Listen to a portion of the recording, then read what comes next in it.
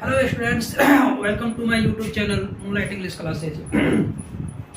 आज की क्लास बहुत इम्पोर्टेंट है कि अक्सर स्टूडेंट को जो है ना ये माई सेल्फ और माई सेल्फ में बहुत ज़्यादा दिक्कत का सामना करना होता है। तो आज के क्लास में, आज के वीडियो के माध्यम से आप लोगों को बिल्कुल ये माइंड से ये डिस्टर्बिंग जो होता रहता है कि माई सेल्फ और माई सेल्फ कहाँ इस्तेमाल करेंगे, आज इसको बिल्कुल ख़त्म ही कर देंगे। आज के क्लास में इंशाल्लाह बिल्कुल सही हो जाएगा आप लोग को।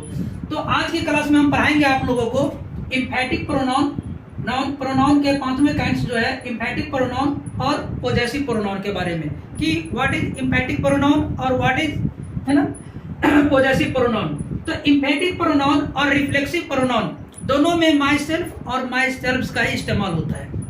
तो चलिए अभी हम देखते हैं इम्फेटिक प्रोनाउन के बारे में कि इम्फेटिक प्रोनाउन क्या होता है। तो हम लिखे हैं कि द प्रोनाउन यानी वो सर्वनाम विच जो शोज दिखाता है, किस चीज को दिखाता है? Emphasis in the sentence, emphasis in the sentence यानी ऐसा सर्वनाम जो इम्फेसिस को शो करता है किसी भी वाक्य में, मतलब जोर या दबाव को शो करता है। जैसे मैं खुद वहां जाता हूं, मैं खुद वहां जाता हूं, तो I myself go there, I myself go there, मैं खुद वहां जाता हूं। फिर अगला एग्जाम्पल लिखे हैं कि वह खुद अंग्रेजी सीखती है, मतलब मैं वो जो है ना उसके ये जो है सब्जेक्ट जो है वो खुद से वो काम करती है कि वह खुद अंग्रेजी सीखती है। She her self learn English, she her self learn English, है ना, वो खुद अंग्रेजी सीखती है। She her self learn English. अब यहाँ हम देखते हैं कि यहाँ माई सेल्फ है लर्न, है ना, इंग्लिश। अब यहाँ हम देखते हैं कि यहाँ भी माई सेल्फ हर सेल्फ का इस्तेमाल हुआ है। तो इम्फेटिक और रिफ्लेक्सिव प्रोनाउन में कुछ डिफरेंस है, थोड़ा सा डिफरेंस है। वो डिफरेंस क्या है कि यहाँ हम लिखे हैं कि इम्फेटिक प्रोनाउन में सेल्फ और सेल्फ वाक्य में वर्ब से पहले आता है, मतलब ये इम्फेटिक प्रोनाउन जो हम अभी पढ़ा रहे हैं तो इसमें हम देखते हैं कि माई सेल्फ और हर सेल्फ या माई सेल्फ और सेल्फ जो होता है ये वर्ब जो है गो लर्न्स इससे पहले आया है, इससे पहले इसका इस्तेमाल हुआ है। और जब रिफ्लेक्सिव प्रोनाउन हम जो पढ़ाए हुए थे तो वहां पे सेल्फ और सेल्फ का जो इस्तेमाल जो हुआ था वो किसी भी सेंटेंस के अंत में हुआ था। इसलिए यहाँ पे हम नोट में 2 नंबर पॉइंट पर लिखे हैं कि जब रिफ्लेक्सिव प्रोनाउन को, है ना, रिफ्लेक्सिव प्रोनाउन में सेल्फ या सेल्फ वाक्य के अंत में आता है। जैसे मैं वहां खुद जाता हूँ, मैं वहां खुद जाता हूँ, आई गो देयर माई सेल्फ, ये माई सेल्फ सेंटेंस के अंत में आया।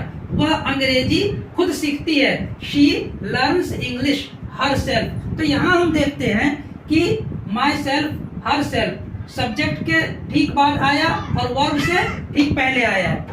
तो सब्जेक्ट के बाद और वर्ब से पहले आया। और यहाँ पे हम देखते हैं कि हर सेल्फ, सेल्फ जो है ये सेंटेंस के सबसे अंत में आया है। तो इन दोनों में ये अंतर होता है। तो अब हमें उम्मीद है कि आप लोगों का ये जो है इम्फेटिक प्रोनाउन और रिफ्लेक्सिव प्रोनाउन में डिफरेंस बिल्कुल समझ में आ गया होगा। चलिए अब नेक्स्ट देखते हैं पॉजेसिव प्रोनाउन। ये पॉजेस कहने ही से पता चलता है कि अधिकार, पॉजेसिव प्रोनाउन ऐसा सर्वनाम जो अधिकार को दिखाता है, ऐसा सर्वनाम जो अधिकार को दिखाता है। द प्रोनाउन विच शो, वह प्रोनाउन विच शो जो दिखाता है द पोजेशन और रिलेशन, अधिकार को दिखाता है इन द सेंटेंस वाक्य में, वह सर्वनाम जो वाक्य में अधिकार या संबंध को दिखाता है।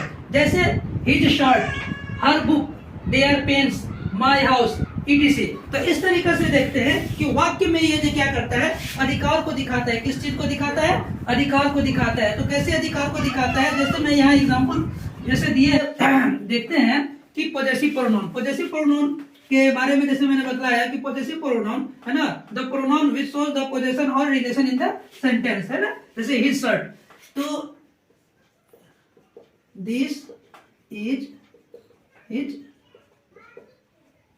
shirt, this is her frock, these are their their pens। तो इस तरीके से देखते हैं कि इस सेंटेंस में ये पेन्स है ना, देयर पेंस, फ्रॉक किसका है? हर, शर्ट किसका है? हिज। तो इस तरीके से देखते हैं कि इस सेंटेंस में एक अधिकार को दिखाता है ना, कि ये शर्ट किसका है? हिज, मतलब उसका है। फ्रॉक किसका है? हर, मतलब उसकी है। ये कलमे किनका है? उन लोगों की, देयर उन लोगों की है। तो इस तरीके से हम पॉजेसिव प्रोनाउन का देख लिए आज के क्लास में। नेक्स्ट क्लास में इसका अगला जो 7 और 8 पार्ट को जो है ना नेक्स्ट क्लास में पढ़ाएंगे।